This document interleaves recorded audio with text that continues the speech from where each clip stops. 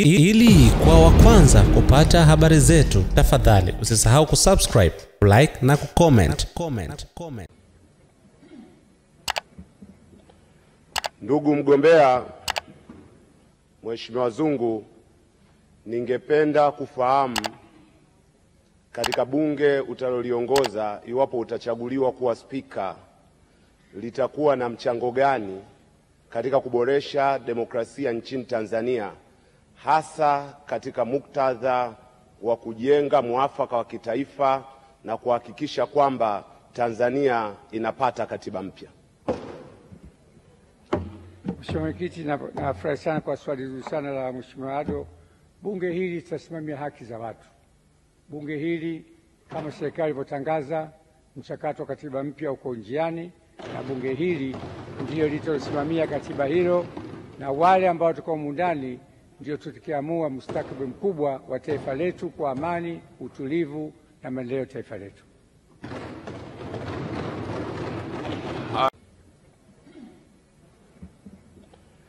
Ndugu mgombea Mheshimiwa Zungu, ningependa kufahamu katika bunge utaloliongoza, iwapo utachaguliwa kuwa spika, litakuwa na mchango gani katika kuboresha demokrasia nchini Tanzania, hasa katika muktadha wa kujenga muafaka wa kitaifa na kuhakikisha kwamba Tanzania inapata katiba mpya.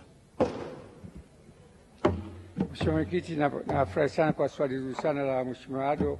Bunge hili litasimamia haki za watu. Bunge hili kama serikali ilivyotangaza, mchakato wa katiba mpya uko njiani, na bunge hili ndio litalosimamia katiba hilo, na wale ambao tuko ndani ndio tutakiamua mustakabali mkubwa wa taifa letu kwa amani, utulivu na maendeleo ya taifa letu. Ili kwa wa kwanza kupata habari zetu, tafadhali usisahau kusubscribe, like na kucomment.